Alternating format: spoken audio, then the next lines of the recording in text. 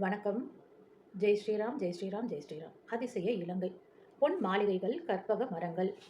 அனுமான் பவழமலை மேலிருந்தபடியே இலங்கை நகரை உற்று நோக்கினான்.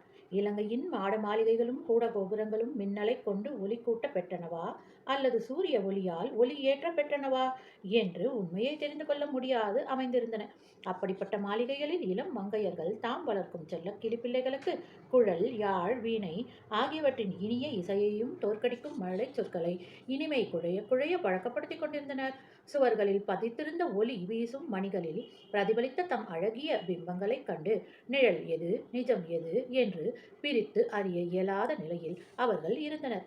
தேவசிற்பியே மிக சிறந்த நகரத்தை அமைப்பேன் என்ற உறுதியோடு வந்து இலங்கையில் தன் கைகளாலேயே தொழில்நுட்பத்தை மிளிரவிட்டிருந்தான். மாளிகைகள் எல்லாம் பொன் கொண்டு வேயப்பட்டன. மாளிகைகள் மட்டும்தானா?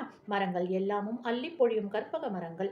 அரக்கியர்களின் பணிப்பெண்கள் எல்லாருமே தேவலோக பெண்கள்தான். தேவர்களே தம் வலிமை எல்லாம் அடக்கி ஒடுக்கி அசுரர்களுக்கு பணிபுரிந்தனர். இவ்வளவு அரிய சிறப்பும் பெரிய நிலையையும் சாதாரணமாக பெற்ற கூடியதா என்ன? ராவணன் தவமாய் தவமிருந்து தன் தனி பெரும் தவ வலிமையால் சேர்த்தனவை ஆகும். உருவத்தைச் சுருக்கி உள்ளே புகுந்தான் அனுமன். இப்படியெல்லாம் அனுமனின் எண்ண ஓட்டங்கள் செல்லும் போது மற்றொன்றையும் கண்டது.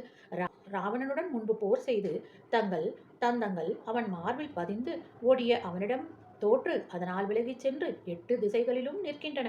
அஷ்டதிக்கஜங்கள் ஆகிய 8 யானைகளும் மேன்மை மிகு ஐங்கரன் என்ற யானையும் ஒற்றை சக்கரமுடைய சூரியனின் தேருமே இலங்கையில் இல்லாதவை.